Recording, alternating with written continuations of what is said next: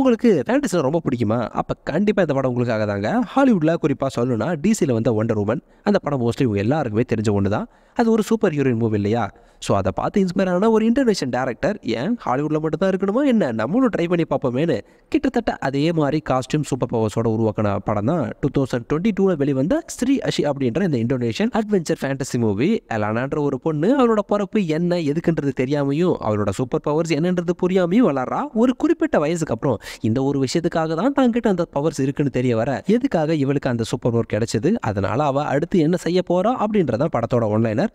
சரி வாங்க இப்போ கதைக்குள்ள போகலாம். அதுக்கு முன்னாடி நம்ம சேனலை சப்ஸ்கிரைப் பண்ணிட்டு பெல் ஐகானை கிளிக் பண்ணிக்கிட்டீங்கன்னா அடுத்தடுத்த படங்களை பேச கொஞ்சம் ஆர்வமா இருக்கும். Okay, let's begin the story. படத்தோட ஓப்பனிங்ல ஹஸ்பண்ட் அண்ட் ஒய்ஃப் 2 பேர் ட்ரிப் ஒன்று பிளான் பண்ணி அந்த ஊர்ல உள்ள ஃபேமஸான ஒரு எரிமலையை பார்த்து ரசிக்கிறதுக்காகவும் போட்டோ எடுக்கிறதுக்காகவும் வந்திருக்காங்க. ஒய்ஃப் பிரெக்னெண்டா இருக்கிறதுனால ஃபியூச்சர்ல பிறக்க போற அவங்களோட குழந்தைக்கு என்ன பேர் வைக்கலாம்னு பேசிட்டு இருக்கும்போது திடீர்னு அவளுக்கு தாங்க முடியாத வயிற்று வலி ஏற்படுது. அதே சமயம் சடனா அங்குள்ள எரிமலையுமே வெடிச்சு சேதறது. டக்குன்னு ஒய்ஃபை கார்ல ஏத்திக்கிட்டு தப்பிச்சு போயிடலான்னு போகும்போது அந்த எரிமலை வெடிப்புல வெளிவந்த ஒரு டீமன் விடாம இவங்க பின்னாடி துரத்திட்டு வருது. பொண்டாட்டிக்கு 5 மாசம் தான் ஆகுது, அதுக்குள்ள தண்ணி உடைஞ்சு குழந்தை பிறக்கிற மாதிரி இருக்குன்னு சொல்ல புருஷங்காரன் இது நம்பவே இல்லை. என்னம்மா சொல்ற, இது கொஞ்சம் கூட சாத்தியமே இல்லையான்னு குழப்பத்தில் வண்டி ஓட்ட வழியில வைப்பர் வேலை செய்யல, கொண்டு போய் நேராக மரத்தில் விட்டு ஆளு ஸ்பாட்லேயே விட்டு பொண்டாட்டி மட்டும் தான் இப்போ உயிர் பழிச்சிருக்கா, அதுவும் அரை உயிரோட. அப்போதான் அந்த வழியாக ஒரு பாட்டி இவளுக்கு பிரசவம் பார்த்து குழந்தைய சேஃபாக வெளியெடுத்துறாங்க. அந்த குழந்தை வேறு யாரும் இல்லை, இந்த படத்தோட கதாநாயகி நான் சொல்ல தேவையில்ல, நீங்களே கண்டுபிடிச்சிருப்பீங்க. அப்படியே கட் பண்ணால் அதே குழந்தைய கொஞ்சம் வருஷம் கழிச்சு காட்டுறாங்க. அடிக்கடி அவளோட கனவுல நீ ஒரு நெருப்பு சக்தி, இது உன்னோட உலகமே இல்லை, வா என்னோட வந்துருன்னு கூப்பிட்டுட்டே இருக்க. அப்படியே படத்தோட டைட்டில் போடுறாங்க ஸ்ரீ அஷின்னு. அந்த ஆக்சிடென்ட்ல அப்பா அம்மா 2 பேர் இறந்து போனதுக்கு அப்புறம் ஒரு ஆசிரமத்தில் தான் வளர்றா. இப்போ இவளோட பேர் எலனா. இவளுக்குன்னு இப்போ இருக்கிறது அவளோட க்ளோஸ் ஃப்ரெண்டான தங்குவான்ற ஒரு பையன் மட்டும்தான். அவனுக்கு ஏதாவது ஒன்றுனா பார்த்துட்டு சும்மாவே இருக்க மாட்டா. ஒரு நாள் 3 பசங்க சேர்ந்து தங்குவாவை கேலி பண்ணி கலாய்ச்சி அவனோட டிராயிங் புக்கை தூக்கிட்டு போயிட்டானுங்க. ஆல்ரெடி இவன் பயந்த சுபாவன்றதுனால இவனால் எதுவுமே பண்ண முடியல. ஆனால் அலானா அப்படி கிடையாது. அந்த சின்ன விஷயத்துக்காக விடாமுயற்சியோட துரத்துட்டு போய் காட்டுக்குள்ளே வச்சு பொழந்துட்டா. இனி என் ஃப்ரெண்டு கிட்ட எவனாவது வச்சுக்கிட்டீங்க, அடுத்த முறை அடி வேற மாதிரி இருக்குன்னு கைவாங்க. அதுக்குள்ள விஷயம் தெரிஞ்சு ஆசிரமத்தோட ஓனர் வந்து தடுத்துட்டாங்க. இந்த சின்ன வயசுல இப்படி ஒரு அசாதாரணமான சக்தியான ஆச்சரியத்தில் பார்த்த ஒரு லேடி இனிமேல் அலானாவை நானே என் சொந்த மகளா தத்தெடுத்து வளர்க்கலான்னு இருக்கேன்னு ஆசிரமத்தில் பேச அவள் எங்கே இருந்தாலும் நல்லா இருந்தால் போதும், நீங்கள் தாராளமாக கூட்டிகிட்டு போகலான்னு அனுப்பி வைக்கிறாங்க. அலானாவுக்குமே அவங்கள பார்த்த உடனே ரொம்ப பிடிச்சி போச்சு. இருந்தாலும் தங்குவாவை எப்படா பிரிஞ்சு போகிறதுன்னு பயங்கரமான வருத்தம். நான் வளர்ந்து பெரியவனாகி கண்டிப்பாக உன்னை பார்க்க வருவேன், மறுபடியும் நம்ம எல்லாம் சந்திக்கலான்னு தங்குவா சொன்ன வார்த்தையோட அங்கேருந்து கிளம்புறா. அப்புறம் ரொம்ப வருஷத்துக்கு பின்னாடி தான் அலானாவை ஒரு ப்ரொஃபஷனல் பாக்ஸராக காட்டுறாங்க. அவளுக்குள்ள சின்ன வயசில் ஒளிஞ்சிருந்த அந்த அசாதாரணமான சக்தியை முழுசாக வெளிக்கொண்டு வரணும்னா இதுதான் சிறந்த வழின்னு தெரிஞ்சுக்கிட்டவங்க போட்டிக்கு பொண்ணுங்க கூட இல்லாமல் ஸ்ட்ரெயிட்டாக பசங்களோடவே ஃபைட் பண்ண விடுறாங்க. ஆல்ரெடி அலானாவை வளர்த்த அவங்களுமே ஒரு ப்ரொஃபஷனல் பாக்ஸிங் ட்ரைனர்ன்றதுனால அலானாவை ட்ரைன் பண்ணுறதுக்கு ரொம்பவே ஈஸியாக இருந்தது. சின்ன வயசுல இருந்து அலானாவோட க்ளோஸ் ஃப்ரெண்ட் தங்குவாக்கு அப்புறம் இப்போ அவளுக்குன்னு ஃப்ரெண்டுன்னு சொல்லி இருக்கிறது இந்த 2 பேர் தான். இவங்க 3 பேர்ல யாருக்கு என்ன நடந்தாலும் சரி விட்டு கொடுக்காம கூடவே நிற்பானுங்க. இவ சின்ன பிள்ளையா இருந்தப்போ அடிக்கடி தூக்கத்தில் இவளை ஒரு லேடியோட குரல் டார்ச்சர் பண்ணிட்டு இருந்தது இல்லையா, காலப்போக்கில் அது ஒரு நெருப்பறைக்குன்னு தெரிய வர அலானாவை கோவப்படுத்தி முழுசா அவளோட மனசையும் உடலையும் கண்ட்ரோல் பண்ண ட்ரை பண்ணியிருக்கு. இதனாலேயே இவளோட மொத்த தூக்கமும் கெட்ட கனவா போக திடீர்னு அலறி அடிச்சுட்டு முடிச்சுக்கிட்டா. ரொம்ப நாளைக்கு அப்புறம் இந்த விஷயம் அவளோட அம்மாவுக்கு தெரிய வர இப்படி தம்மா ஒருத்தி டெய்லி வந்து டார்ச்சர் பண்ணிட்டே இருக்கா, என்னால் என்ன பண்ணுறதே தெரியலன்னு சொல்லும்போது இதுக்கு காரணம் உன்னோட கோவம் தான், அதை ட்ராப்பாக யூஸ் பண்ணி தான் உனக்குள்ள அந்த பவர்ஸை கண்ட்ரோல் பண்ண ட்ரை பண்ணுறா. ஸோ மனசை ஒருநிலைப்படுத்தி உனக்குள்ள இருக்கிற அந்த கோவத்தை கட்டுப்படுத்த முயற்சி பண்ண பாருன்னு அடுத்த நாள் பாக்ஸிங் ரிங்கில் கண்ணு கட்டி ட்ரைனிங் கொடுக்குறாங்க. எங்கே அவளோட மனசை கட்டுப்படுத்த கற்றுக்கிட்டா அவளை கண்ட்ரோல் பண்ணவே முடியாதோன்னு தெரிஞ்சுக்கிட்ட அந்த நெருப்பறைக்கு அலானோட மனசை மாற்றி கோவத்தை தூண்டி அலானோட அம்மாவுக்கு எதிராகவே செயல்பட வைக்கிறா. ஒரு கட்டத்துக்கு அப்புறம் இவங்களாலவே எதுவுமே செய்ய முடியல. இதுக்கு ஒரே வழி கொஞ்ச நாளைக்கு பாக்ஸிங்கை மறந்து நார்மலான லைஃப்பை வாழ்றது தான் நல்லது. அப்போ தான் உனக்குள்ள இருக்கிற கோவம் தணிச்சு அவளோட டார்ச்சர் கொஞ்ச நாளைக்கு இல்லாமல் இருப்பேன்னு அம்மா சொன்னதை கேட்டு இதில் இவளுக்கு சுத்தமாக விருப்பமே இல்லைனாலும் அவனுக்காக ஒத்துக்கிறா. அப்புறம் கதையில் வில்லனோட ரோல் இங்கே தான் ஸ்டார்ட் ஆகுது. ஊருக்குள்ளே நடக்கிற அத்தனை கொலை கட்ட பஞ்சாயத்துக்கு எல்லாம் காரணமே ஒரு பெரிய பிஸ்னஸ் மேனோட பையன் தான். ஃப்ரெண்டாக கூட இருந்த பொண்ணையும் அடித்து காயப்படுத்தின டார்ச்சர் கேஸில் உள்ளே போனவன் அடுத்த 1/2 மணி நேரத்தில் அப்பனோட பவரில் வெளியே வந்துட்டான். இவன் எப்படிப்பட்ட ஆள்னா இவனுக்கு கீழே தான் எல்லாருமே. அதையும் மீறி யாராவது மேலே வந்தாலும் சரி மேற்கொண்டு பிரச்சனை பண்ணாலும் சரி அவங்களோட பொறப்பே தெரியாமல் அழிச்சிருவான். இப்படி தான் ரிலீஸ் ஆகி வெளியே வந்த உடனே ரிப்போர்ட்டர் ஒருத்தன் அப்பாவை மக்களை அடிச்சு அப்பனோட பவரில் வெளியே வந்திருக்கீங்களேன்னு ஊர் பூரா பேசுகிறாங்களே, இதை பற்றி என்ன நினைக்கிறீங்கன்னு ஒரு கேள்வி ஒன்று எழுப்பி ஃப்ரண்ட் பேஜில் ஹெட்லைன்ஸாக போட்டான். அந்த அன்னைக்கு நைட்டே கேள்வி கேட்டுன்னு விட்டானுங்க. அந்த பத்திரிகையோட ஓனரையே பிடிச்சி ஃப்ரண்ட் பேஜில் போட்ட ஒரே ரீசனுக்காக இனி எங்ககிட்ட பகச்சிக்கிட்ட எல்லாருக்குமே உன்னோட கதி தாண்டான்னு நெத்தி போட்டுலேயே போட்டு தள்ளிட்டானுங்க. ஊருக்குள்ள அப்பம் புள்ள 2 பேரோட அட்டூழியுமே அளவுக்கு அதிகமாக போயிட்டு இருக்கேன்னு போலீஸ்க்கு தெரிஞ்சுமே எதுவுமே பண்ண முடியல. இருந்தாலும் செத்து போனது ஒரு சீரியஸ் ஜேர்னலிஸ்ட்ன்றதுனால இந்த கேஸை ஸ்பெஷலாக ஹேண்டில் பண்ண சொல்லி மேலிடத்துலேருந்து ப்ரெஷர் வர ஜாக் மிக்கோன்னு ஒரு இன்வெஸ்டிகேஷன் ஆஃபீஸரை அப்பாயின்ட் பண்ணுறாங்க. ஆக்சுவலாக கொலை பண்ணது இவன் தான் தெரிஞ்சுமே கம்ப்ளைண்ட் ஃபைல் பண்ண முடியாமல், அதுக்கு தகுந்த சரியான ஆதாரமும் ரெடி பண்ண முடியாமல் ஆல்ரெடி இவனே மன உளைச்சல்ல இருக்கான். இது தெரியாமல் கண்ணுக்கு எதிர தப்பு நடக்குது, தட்டி கேட்க துப்பு இல்லையான்னு இவெல்லாம் ஒரு இன்வெஸ்டிகேஷன் ஆஃபீஸர்னு தங்கியிருக்கிற இடத்துல இவெல்லாம் ஒரு போலீஸ் ஆஃபீஸரானு வரப்போக ஒரு மாதிரி பேச ஆரம்பிச்சிட்டாங்க.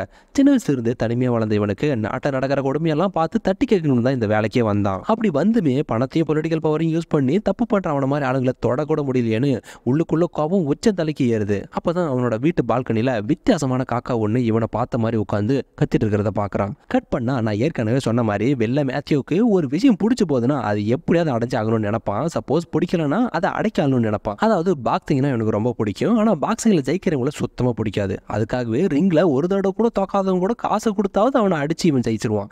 அப்படி ஒரு கேவலமான கொடூர சைக்கோ கேரக்டர். இவன் எப்போ கையில் பசமாக சிக்குவான் பிடிச்சி புலந்தலான்னு தான் ஜாக் மிக்கோவும் அவனோட ஒவ்வொரு ஆசையுமே வாட்ச் பண்ணிட்டே இருப்பான். இதனாலேயே ரெண்டு பேருக்கும் சுத்தமாகாது. ஒரு பையனை அதுவும் பாக்ஸரிங்கில் போட்டு அலானா பொழந்து கட்டின வீடியோ இன்டர்நெட்டில் வைரலாக அந்த வீடியோ இப்போ இவன் கையில். சும்மா இருப்பானா, பார்த்த உடனே மண்டை சூடாக ஆரம்பிச்சிருச்சு போல. கமெண்ட்ல வேற அலானாவை அடிச்சுக்க ஊரில் ஆம்பளையே இல்லைன்னு எவனோ ஒருத்தன் போட்டதை பார்த்துட்டு அவளை எப்படியாவது தேடி கண்டுபிடிச்சி ஓட்டிட்டவங்கடா, அவளை நான் தோக்கடிச்சே ஆகணும்னு அவனோட அடியால் டேனியலை அனுப்பி வைக்கிறான்.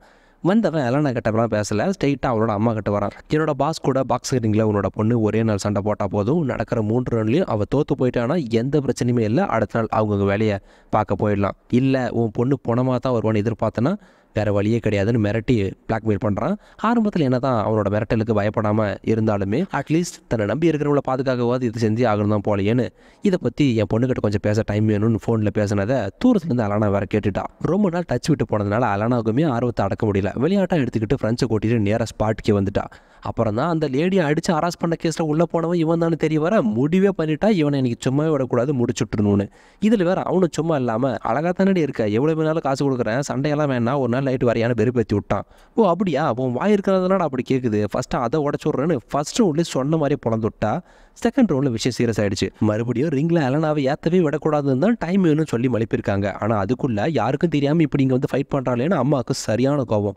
போதும் இல்லைனா சண்டையை நிப்பாட்டுன்னு அடிக்காத சொன்னதை கேட்டு அமைதியாக தான் இருந்தா. இந்த கேப்பில் தலைவன் சும்மா 4 அடி அடிச்சு விட்டுருந்தா பரவாயில்ல, பொத்தி வச்சிருக்க கோபம் பொத்திக்கிட்டு வர அளவுக்கு அடித்து மட்டையாக்கி விட்டான். அம்பி போய் அண்ணின்னு வந்த கதையா, கேப்பில் வந்த கோவத்தில் இப்போ இவனாலே கண்ட்ரோல் பண்ணல, இப்போ டோட்டலாக அந்த நெருப்பறக்கி கண்ட்ரோல் பண்ண ஆரம்பிச்சிருச்சு. பிடிச்சி 2 அடி தான் அடித்தா, ஏரில் பறந்தும் அப்படியே நாக் அவுட். தன்னோட பையனை சும்மா எவனாவது உரசிட்டு போனாலே உசுறு எடுத்துருவான். இதில் 10 பேர் முன்னாடி நாக் அவுட் பண்ணதுக்கு அடித்து அலானாவே எதுவுமே பண்ணலை, அவளோட அம்மாவை தான் மூஞ்சி முகரெல்லாம் பேர்த்து அடித்து போட்டானுங்க. அப்போ தான் ஆள் வச்சு அடித்தான்னு பையன் மேத்யூக்கு இன்னும் விஷயம் தெரியாது. ஆனால் இவனோட அம்மாவை அடித்தது மேத்யூ தான் பழி தீக்கா ஸ்ட்ரைட்டாக பாருக்கே வந்துட்டா. அங்குள்ள ஆளுங்களெல்லாம் அடித்து போட்டு மேத்யூவை கொல்ல போகிற டைமில் காலான்ற ஒருத்தன் இடையில போகுது தடுத்துடுறான். சப்போஸ் நீ அவனை கொண்டுட்டா பிரச்சனை மேலும் பெருசாகிடும், உன்னோட அம்மாவை உயிரோடு இருக்கணும்னா இப்படியே இதை விட்டுட்டு போகிறது தான் நல்லது. அது மட்டும் இல்லாமல் ஆக்சிடெண்ட்டில் இறந்து போனால் இவனோட உண்மையான அப்பா அம்மா பற்றி இவனுக்கு நல்லாவே தெரிஞ்சிருக்குன்னு சொல்ல கோவத்தை கண்ட்ரோல் பண்ணிட்டு மறுபடியும் ஹாஸ்பிட்டல் அட்மிட் ஆகிருக்கிற அம்மாவை பார்க்கவே வந்துட்டா. இந்த கேப்பில் திடீர்னு மேத்யூ மர்மமான முறையில் பாரில் செத்து கிடக்கிறான். விஷயம் தெரிஞ்சு வந்த அப்பங்காரங்கிட்ட அலனா வந்து தான் எல்லாரையும் அடிச்சு போட்டு மேத்யூவை கொண்டுட்டு போயிட்டான்னு சொல்ல சரியான டென்ஷன் ஆயிடுச்சு இவனுக்கு. பையனுக்கு எதுவும் ஆகக்கூடாதுனால அடியால் உன்ன வச்சுன்னு டேனியல் மேலே காண்டாயிட்டான். நீ என்ன பண்ணுவே தெரியாது, அடுத்து 24 மணி நேரத்தில் அலானா அவளோட அம்மா யாருமே உயிரோட இருக்கக்கூடாது, இல்லை நீ இல்லாமல் போயிருவுன்னு ஸ்தாவு பயத்தை காட்டி அனுப்பிவிட்டான். அடுத்த நாள் அப்போ தான் அம்மாவை பார்க்க அலானா ஹாஸ்பிட்டலுக்கு வரா. கண்ணு வைக்க நேரத்தில் அவங்களை அட்மிட் பண்ணி மொத்த பிளாக்கையுமே பாம்பு வச்சு பிளாக் பண்ணிட்டானுங்க. கூட வந்த காலாவையும் அடிச்சு போட்டு அலானாவை இழுத்து கொண்டு போகிற டைமில் தான் ஃபர்ஸ்ட் டைமாக அவரோட ஒரிஜினல் பவர் வெளியே வருது. கோவத்தை வெளிக்காட்டாமல் கட்டுப்படுத்துறதுக்காக விட்ட சவுண்டில் மொத்த பேருமே ஏரில் பறக்க விட்டா. எதிர்பார்த்து வந்த டேனியலுமே இவனோட பவரை பார்த்துட்டு இப்போதைக்கு இவளை எதுவுமே பண்ண முடியாதுன்னு அப்படியே பின் வாங்கிட்டு போயிட்டான். குழப்பத்தில் உள்ள அலானாக்கு சரியான கோவம். இவனுக்குள்ள அப்படி என்னதான் நடக்குது, சடனாக அந்த அசுர சக்தி எப்படி வந்துட்டு போச்சுன்னு. இதுக்கெல்லாம் காரணம் என்னன்னு தெரிஞ்சுக்கணுமா, வா நான் சொல்றேன்னு காலா தான் அவனோட அம்மா கிட்ட கூட்டிட்டு வரான். அவங்க தான் அலானாக்கும் அவளோட சூப்பர் பவர்ஸுக்கும் என்ன சம்பந்தம்னு தெரியப்படுத்துறதுக்காக பழமையான ஒரு புராண கதையை சொல்ல ஆரம்பிக்கிறாங்க. முன்னொரு காலத்துல பூமியில 2 கடவுள் வாழ்ந்துருக்காங்க. அதுல ஃபயர் கார்ட்னஸ் சொல்லப்படுற நெருப்பு கடவுள் பூமியில தீமை ஒதுக்கிறதுக்காக பல தீய சக்திகளை உருவாக்கி விட்டுருக்கு. அதை அடக்கி ஆட்கொள்ள தான் ஆசின்ற ஒரு நல்ல கடவுள் வந்துச்சு. காலப்போக்கில் கலியுகம் பிறக்க ஆசியோட சூப்பர் பவர் மனுஷங்க கிட்ட கொடுத்து எரிவலைக்குள்ள அடைச்சு வச்சிருக்கிற நெருப்பறைக்கே வெளியே வராம பார்த்துக்க சொல்லியிருக்காங்க. கடைசியா உலக போர் நடந்த காலகட்டத்தில் ஆசியோட சூப்பர் பவர் ஒரு லேடி கிட்ட தான் இருந்துச்சு. அவங்களோட பரம்பரையில் பிறந்தவங்க தான் அலானாவோட அப்பா அம்மா. இதுக்கிடையில் ஆசி கடவுளோட சக்தி இடையில யாருக்கிட்டையுமே போகாமல் இருந்ததுனால காலப்போக்கில் அந்த எரிமலை வெடிக்கவும் நெருப்பறைக்கு வெளியே வரவும் அப்போ தான் அலானா பிறந்தா. ஆசியோட சூப்பர் பவர் கிடைக்கிறதுக்கு முன்னாடி அலானாவை கண்ட்ரோல் பண்ண தான் பல முறை முயற்சி பண்ணியிருக்கு. ஆனால் அதில் எதுவுமே முழுசாக கண்ட்ரோல் பண்ண முடியல. இப்படியே அந்த நெருப்பறைக்கு விட்டா உலகத்தை அழிச்சிடும்னா மறுபடியும் அவனை அடக்க உன்னை தேர்ந்தெடுத்து அந்த சூப்பர் பவர் உனக்கு கொடுத்துருக்காங்கன்னு சொல்லி ஆசியோட முழு சக்தி அடையணும்னா இந்த சூட்டை போட்டால் தான் முடியும். அதுவுமே போட்டுக்க கூட அதுக்கு ஒரு சடங்கை செஞ்சு தான் ஆகணும்னு வினோதமான ஒரு பூஜை செய்யறாங்க. அதோட விளைவா தான் ஆசி கடவுளை நேரில் சந்திச்சு அவளோட சூப்பர் பவர்ஸை வாங்கிக்கிறா. நாளுக்கு நாள் அந்த நெருப்பறிக்கையோட ஆட்டம் ஊர்ல உச்சக்கட்டம். கிட்டத்தட்ட 1000 பேருக்கு மேல வாழ்ற இடத்துல திடீர்னு மிகப்பெரிய ஒரு ட்ரெயின் ஆக்சிடென்ட் ஒன்று நடக்குது. இன்வெஸ்டிகேஷன்லயும் அது வெறும் தொழில்நுட்ப கோளாறு தான் சொல்லிட்டாங்க. ஆனா அது காரணம் இல்ல, நெருப்பறைக்கு அவளோட தீய சக்தியை டைரக்டா யூஸ் பண்ண முடியாது. இந்த காரணத்துக்காக தான் அலானாவை கண்ட்ரோல் பண்ணி ட்ரை பண்ணுச்சு. அப்ப இந்த ஒரு விஷயத்துக்கு பின்னாடி யார் இருக்கான்னு பார்க்கும்போது புராணத்துல அதோட விஸ்வாசிங்க மொத்தம் 8 பேர் இருக்காங்கன்னு தெரிய வருது. அதுல ஒரு தலைவர் தான் இதுக்கு காரணம். ஸோ இப்போ அவளுக்கு யார் விசுவாசியா இருக்காங்கன்னு தேடி பார்த்ததுல மேத்யூவோட அப்பா தானே தெரிய வருது. அவளோட தீசக்தியை ஒரு நெக்லஸ்ல தான் போட்டு ஒளிச்சு வச்சிருந்திருக்கா. அது இருந்தால் தான் அவளோட பவர்ஸை விசுவாசிங்க யூஸ் பண்ண முடியும். மறுபடியும் அதை பயன்படுத்தி வேற ஏதாவது அசம்பாவிதம் நடக்கிறதுக்கு முன்னாடி அவங்ககிட்ட இருந்து அதை எடுத்து அழிச்சிடறதா நல்லது. இல்லைனா தீயசக்தியோட ஆட்டம் தலைவிரிச்சு ஆட ஆரம்பிச்சிரும்னு சொல்லி அதை தடுக்கிறதுக்காக நடக்க போற சம்பவத்தை முன்னாடியே எடுத்து சொல்லி காலாவோட அம்மா நம்ம ஹீரோடுக்கு புரிய வைக்கிறாங்க. அப்புறம் கொஞ்ச நாளைக்கு முன்னாடி ஹாஸ்பிட்டல் நடந்த பிளாஸ்ட்ல ஆக்சுவலாக அலனோட அம்மா இறந்து போகவே இல்லை. அதுக்கு முன்னாடியே சேஃபான ஒரு இடத்துல காலா டிஸ்சார்ஜ் பண்ணி கொண்டு வந்துட்டான். எங்க இந்த விஷயத்த முன்னாடியே சொல்லிட்டா அலனோட பவர்ஸ் வெளியே கொண்டு வராமல் போயிடுமோன்னு தான் சொல்லாமல் இருந்ததா சர்ப்ரைஸ் ஷாக் கொடுத்து மன்னிப்பு கேட்குறான். சின்ன வயசுல இருந்த இவளோட க்ளோஸ் ஃப்ரெண்டான தங்குவாவை பல வருஷத்துக்கு அப்புறம் அவன் தான் தெரியாம எதர்ச்சா மீட் பண்றான். வீட்டில் 2 பேரும் சின்ன வயசுல சேர்ந்து எடுத்துக்கிட்ட போட்டோ பார்த்ததுக்கு அப்புறம் தான் கண்டுபிடிக்கிறா இவன் தான் நம்ம ஃப்ரெண்டுன்னு. தங்குவா படிப்பு முடிச்சு சீனியர் ரிப்போர்ட்டரா வேலை பார்த்துட்டு இருந்தவன் டிரான்ஸ்ஃபர்ல தான் அலானாவை தேடி தான் இவன் இந்த ஊரில் இருக்கான்றத விஷயத்தை தெரிஞ்சுக்கிட்டு வேலை பார்த்துட்டு இருந்திருக்கான். ஆனால் கோயின்சிடன்ஸாவே 2 பேரும் அகைன் மீட் பண்ற மாதிரி ஆயிடுச்சு. ஒரு பக்கம் பையனை கொண்டவனை பழிதிக்க முடியலன்னு அப்பங்காரனுக்கு வேற வழியே இல்லாம போலீஸ் கம்ப்ளைண்டே கொடுத்துட்டான். அலானாவை அரெஸ்ட் பண்றதுக்கான எல்லா எவிடன்ஸுமே ஜாக்மேக்கோக்கு இருந்துமே அவன் அதை செய்யல.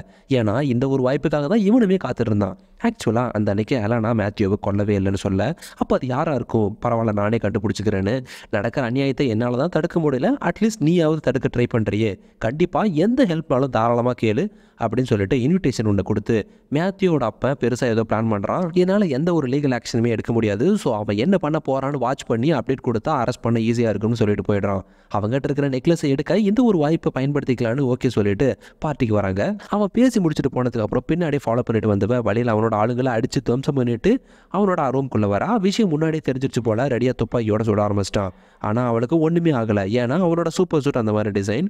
ரொம்ப நேரமாக ஃபைட் பண்ணதுக்கு அப்புறம் ஒரு வழியாக அவங்ககிட்ட இருந்த நெக்லஸை எடுத்துட்டா. இந்த இடைப்பட்ட சின்ன கேப்ல அடுத்து பண்ண போற சடங்குக்கு ஒரு ஊரே தீப்பிடிக்க எறிய ஆரம்பிச்சிருச்சு. இந்த சம்பவத்துக்கு பின்னாடி அவன் தான் இருக்கானா. நெக்லஸ் எடுத்ததுக்கு அப்புறம் எப்படி அவனால இந்த விஷயத்தை செய்ய முடியுதுன்னு யோசிக்கும் போது அவங்ககிட்ட இருந்த நெக்லஸ் ஒரிஜினல் கிடையாது. நடக்கிற சம்பவத்துக்கு அவனுக்கு எந்த ஒரு சம்பந்தமும் இல்லைன்னு தெரிய வர, அப்போ யார் தான் இதுக்கு பின்னாடி இருக்கா, அந்த டீமன் ஸ்பிரிட் யாருக்குள்ள இப்போ ஒளிஞ்சிட்டு இருக்குன்னு ஒரே குழப்பத்தில் இருக்காங்க. யாருன்னு அப்புறம் கண்டுபிடிச்சிக்கலாம். ஃபர்ஸ்ட் எதுக்காக ஒரு ஊரையே கொளுத்தி கலவரம் பண்ணியிருக்கானுங்கன்னு தெரிஞ்சா அடுத்து என்ன செய்யலான்னு ஒரு ஐடியா கிடைக்குமேனு புத்தகத்தில் இதை பத்தி தேடும் போது தான் பலி கொடுக்குற சடங்கு ஒன்று போட்டிருக்கு. அதாவது 1000 பேரை ஒரே இடத்துல வச்சு பலி கொடுத்ததுனால தான் அந்த டைம்ல தீய சக்திகளுக்கு உயிர் வந்துச்சு. அதே சடங்கை மறுபடியும் நடத்தி டீமன் ஸ்பிரிட்டை வெளி கொண்டு வந்துட்டா அந்த நெருப்பறைக்கையோட அழிக்க முடியாத சக்தி கிடைச்சிரும்னு தெரிஞ்சுதான் அவரோட விசுவாசி இதை பண்ணிருக்கான்னு தெரிய வர, அப்படிப்பட்ட ரிச்சுவல் எங்க எந்த இடத்துல நடக்குதுன்னு தெரிஞ்சுக்க அதே புக்ல சில குறியீடுகள் இருக்கிறத பாக்குறாங்க. அதுதான் இப்போதைய சயின்ஸ் படி ஒரு இடத்தோட லேட்டிடியூட் லாஞ்சிடியூட்ன்றதை எக்ஸாக்டா கண்டுபிடிச்சிட்டாங்க.